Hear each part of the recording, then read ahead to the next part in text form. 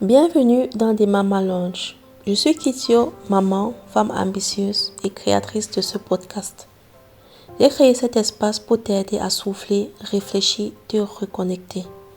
Ici, pas de jugement, juste de vraies conversations sur la maternité, les émotions, les doutes et cette envie profonde d'être soi, même en étant maman. Alors, sers-toi un thé, mets-toi à l'aise et entre dans le lounge.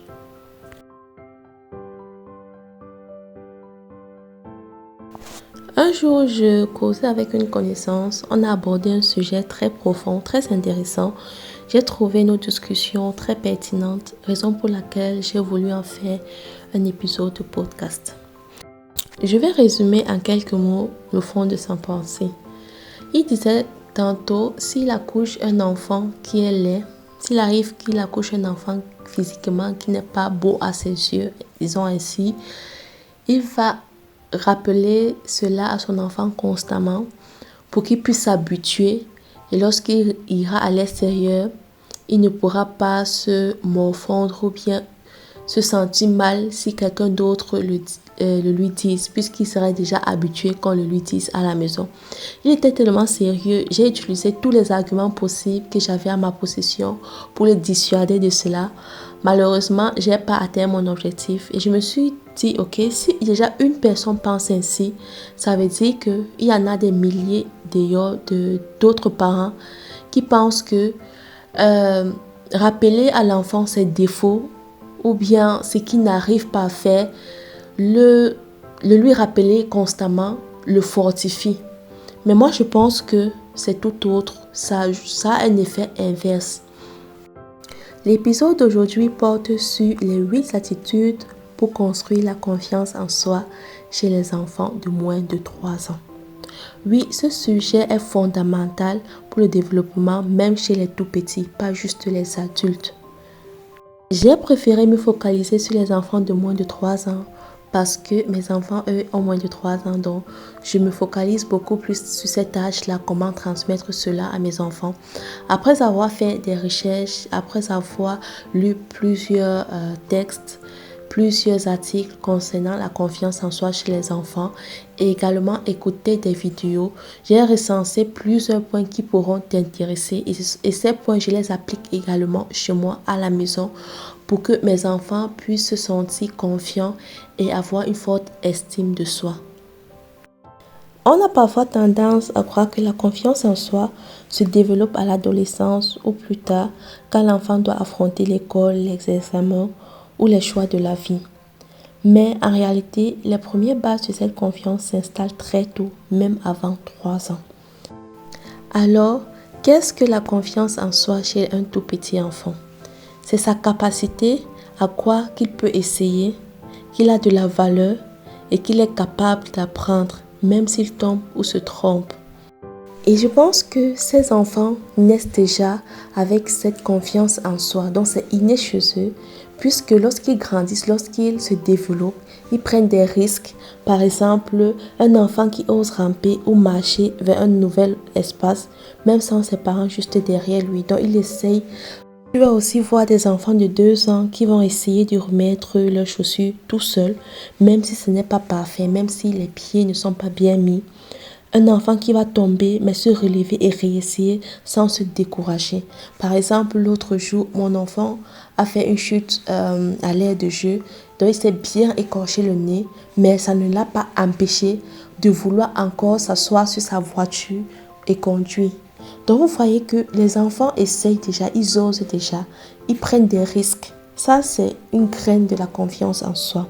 Tu vas encore voir un tout petit qui dit non, moi tout seul. Donc, il a la capacité à te dire non, qu'il ne veut pas porter telle chose, il ne veut pas porter telle chaussure, il veut porter plutôt autre chose. Ça, c'est une confiance en soi. Ces petits gestes du quotidien ne sont pas du tout à négliger. Ce sont en réalité des signes précieux qui montrent que l'enfant croit à sa capacité à agir. Nous, les parents, on a cette capacité soit d'encadrer, de maintenir cette confiance innée chez nos enfants ou bien de la détruire à travers nos paroles, nos gestes, notre maladresse. Souvent, nous sommes conscients de cela et souvent pas. Avant d'aborder les 8 attitudes essentielles à adopter pour cultiver la confiance en soi chez nos enfants, j'aimerais d'abord faire un point d'éclaircissement. Souvent, on a tendance à dire que non, je n'ai pas envie de faire telle chose, sinon mon enfant va se sentir trop confiant, il va commencer à me manquer de respect. Non, non, non, non. Ne confondez pas les choses. Ne mélangeons pas, ne confondons pas la confiance en soi avec le manque de respect, avec l'arrogance, avec l'orgueil. Ces comportements viennent d'autre chose, du manque de limites ou parfois d'un excès d'ego de la part de l'enfant, mais pas de la vraie confiance. La vraie confiance en soi, c'est une base solide, saine, qui permet à l'enfant d'avancer dans la vie sans se sentir écrasé et ni d'écraser les autres enfants. Alors, comment aider nos enfants dès le plus jeune âge à construire cette confiance? Premièrement, faire confiance à l'enfant. Comme j'ai souvent l'habitude de le dire, nos enfants sont capables de bien plus faire que ce qu'on les croit capables de faire. On aura tendance à surprotéger nos enfants, à éviter qu'ils prennent des risques. Et je vais prendre un exemple. Moi-même, je suis comme ça. Il m'arrive souvent de surprotéger mon enfant lorsque nous sommes à l'air de jeu. Souvent, il veut grimper tout haut. C'est à moi toujours de lui dire non, tu vas te faire mal, tu vas tomber.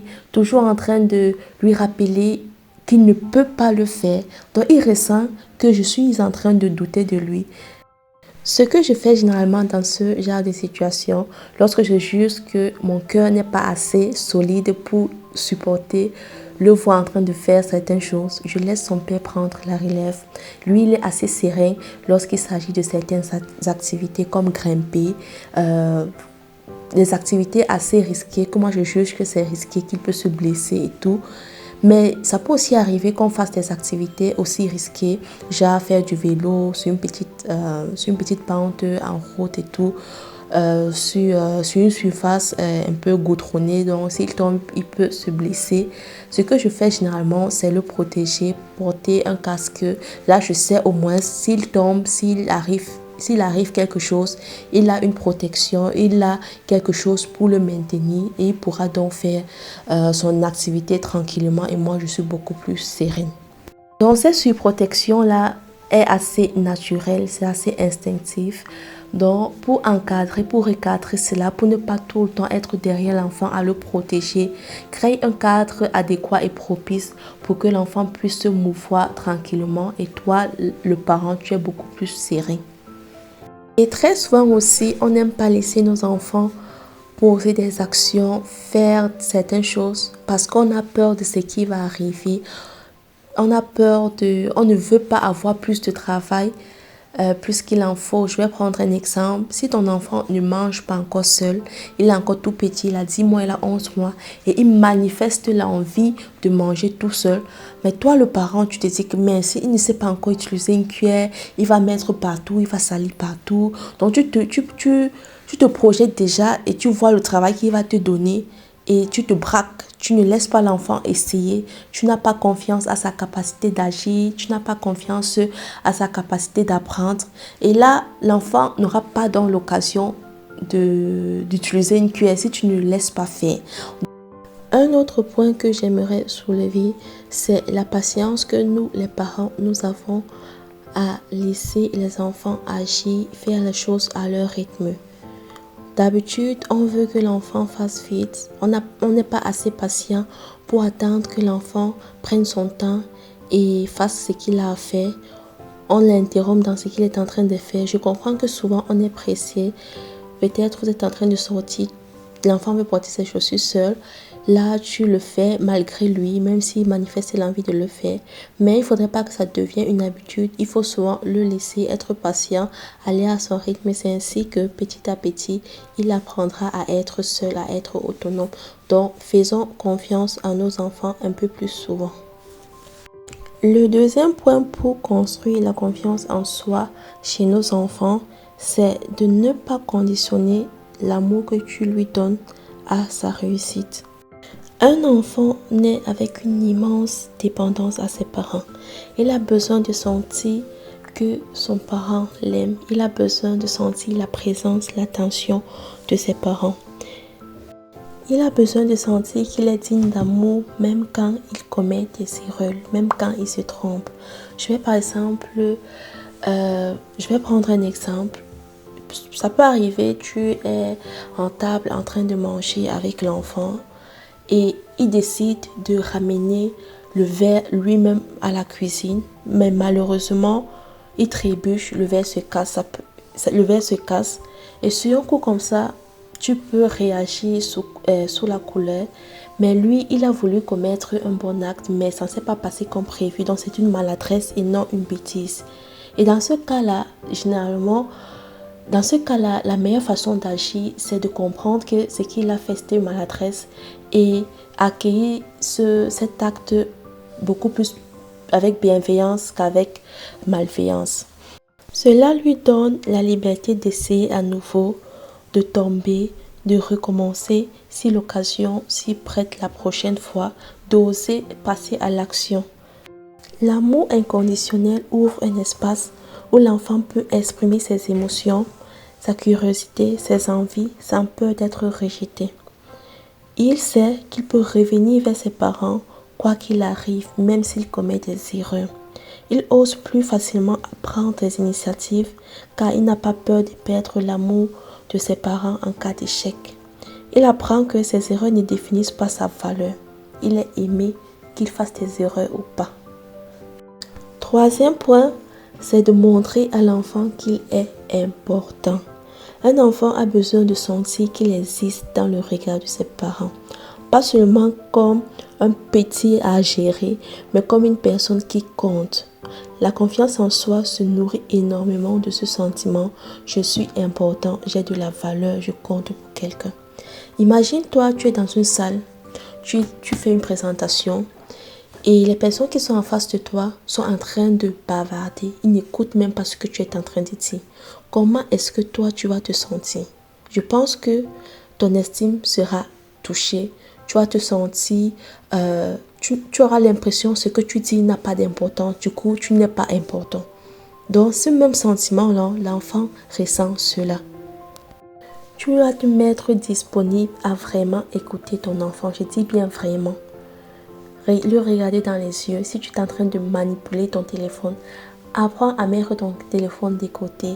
Si ton enfant désire te parler, par exemple, lui raconter une histoire, quelque chose qui s'est passé peut-être à la crèche, ou ton enfant qui parle déjà, ou bien s'il est en train de te montrer quelque chose qu'il a fait, genre dessiner, colorier, prends la peine de regarder ce qu'il est en train de faire et émettre un débat, une phrase pour décrire ce qu'il a fait, mais pas juste dire oui, c'est bon, non. Que ça soit une conversation sérieuse afin que l'enfant puisse reconnaître et voir l'importance que tu as à ce qu'il a fait. On doit également apprendre à valoriser, à mettre des mots sur les émotions de nos enfants. Donc, lorsqu'ils sont fâchés, qu'on puisse dire ok, tu es fâché. Est-ce que tu es fâché? Lorsqu'ils sont contents, on doit dire ok, est-ce que tu es content? Cela montre à l'enfant que ses sentiments sont pris au sérieux. Pourquoi c'est important? Parce qu'un enfant qui se sent vu et entendu développe l'idée que sa présence a un impact, ses opinions, même petites, comptent. Il peut s'affirmer sans peur d'être ignoré. Je vais prendre un exemple. Tu es peut-être à la maison avec ton conjoint, ton partenaire et tout, et tu es contrarié. Tu es fâché, tu te sens... En fait, tu es contrarié. Et si la personne en face de toi n'arrive pas à comprendre tes émotions, je pense que tu seras encore plus contrarié. Ou du moins, tu auras le sentiment de ne pas être comprise. Tu auras le sentiment que tes émotions ne sont pas prises en compte. Et exactement, l'enfant a ce même sentiment lorsqu'il est dans cette situation-là. Seulement que lui, il ne peut pas s'exprimer comme toi, l'adulte, tu t'exprimes. Mais je peux te l'affirmer, l'enfant a aussi ce sentiment que tu ressens. Le quatrième point pour construire et cultiver la confiance en soi chez nos enfants, c'est de donner des responsabilités à ces tout petits. Même très petits, les enfants peuvent avoir des missions.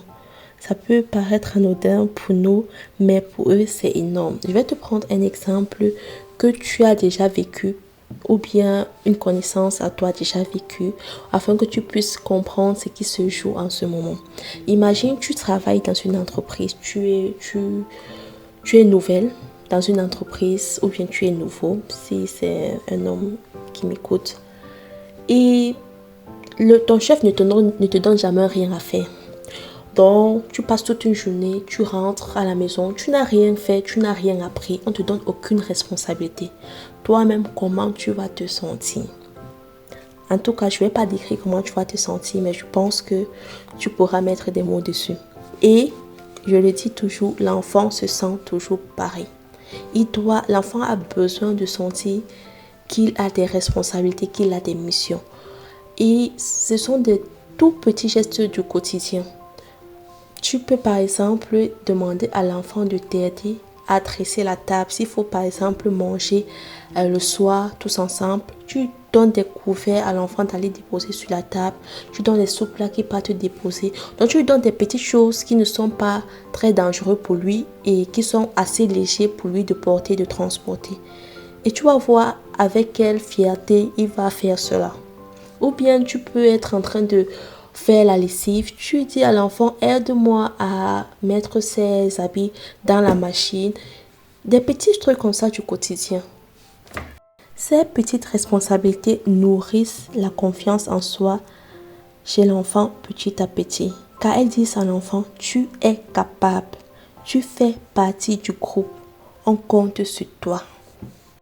Le 5e point, c'est de laisser l'enfant apprendre par étapes, avec des petits objectifs progressifs.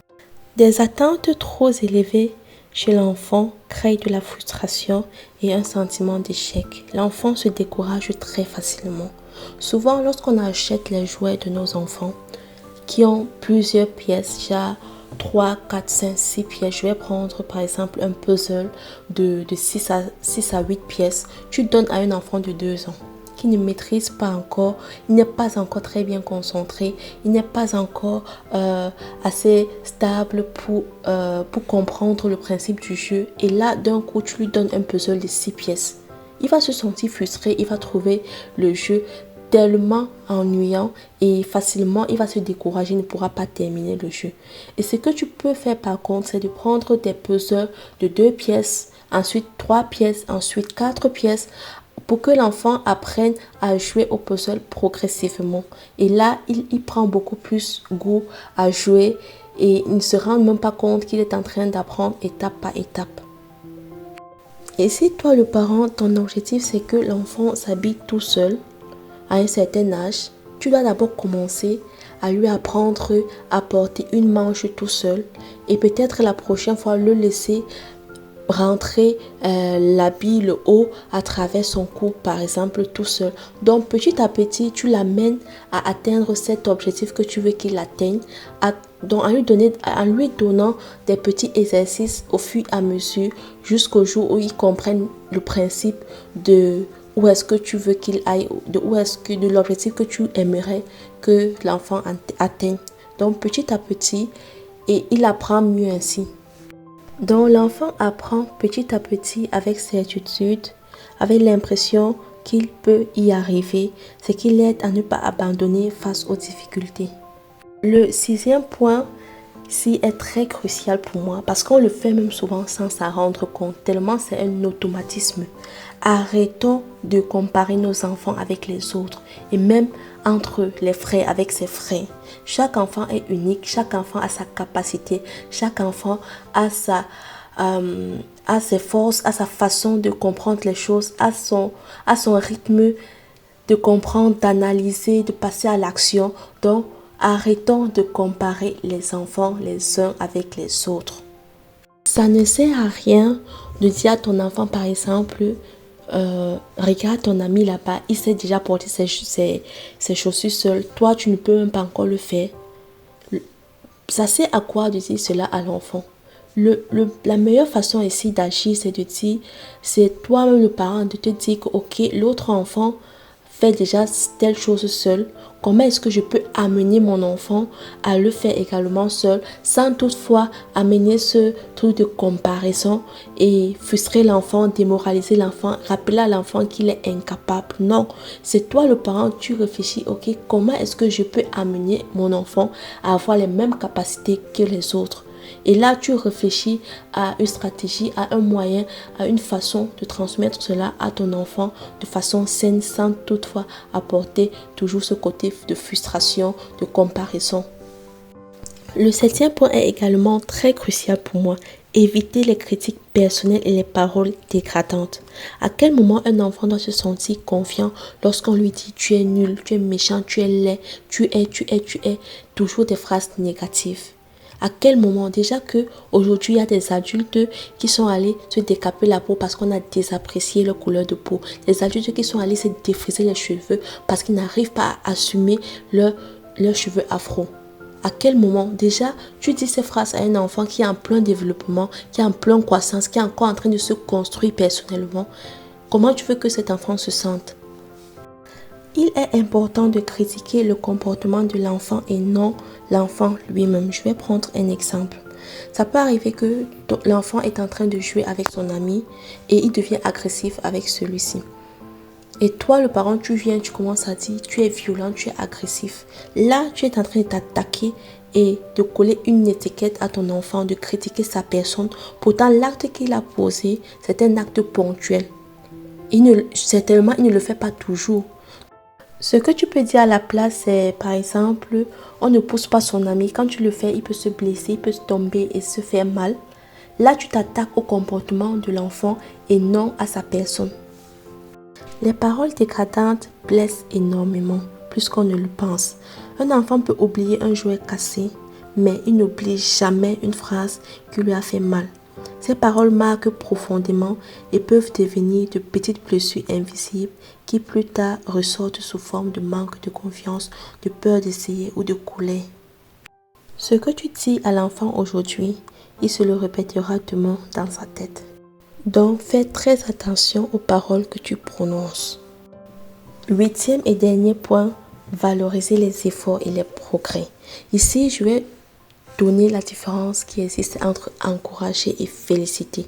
L'encouragement prône le courage à évoluer pas à pas. Pourtant, la félicitation, lorsqu'on félicite, c'est pour mettre un point sur le résultat final.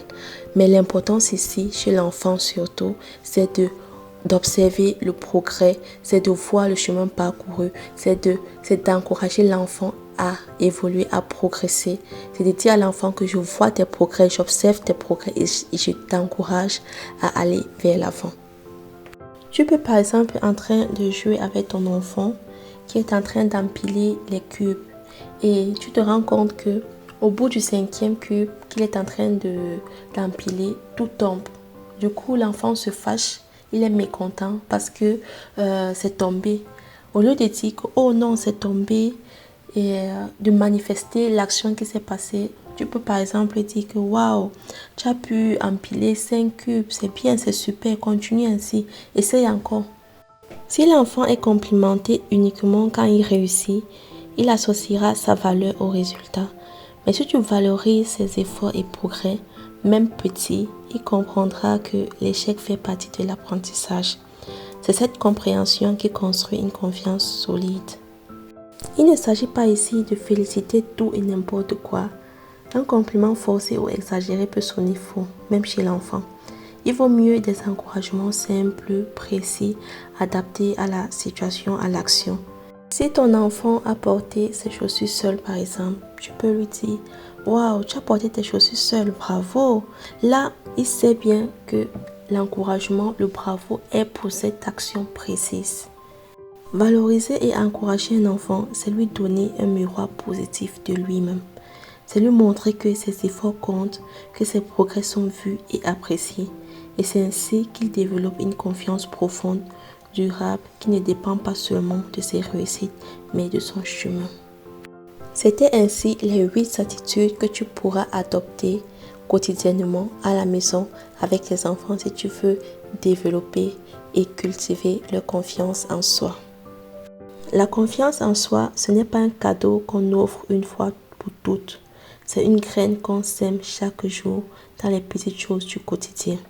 En tant que parents, nous faisons tous des erreurs, mais en cultivant ces 8 attitudes, faire confiance, aimer sans condition, montrer l'importance, donner des responsabilités, laisser apprendre, éviter les comparaisons, bannir les critiques destructives et valoriser les efforts, nous donne à nos enfants un socle solide. Un socle qui leur permettra de se sentir capables, aimés et assez confiants pour affronter la vie pas à pas. Merci d'avoir partagé ce moment avec moi. Si tu connais une maman à qui ce sujet pourrait apporter un peu de lumière et de soutien, n'hésite pas à lui partager cet épisode. Merci. Merci d'avoir partagé ce moment avec moi dans des Mama Lounge. Si cet épisode t'a parlé, n'hésite pas à le partager à une autre maman, à laisser une note, un commentaire et surtout, n'oublie pas, tu n'es pas seul. On se retrouve très vite pour un nouvel épisode. À très bientôt.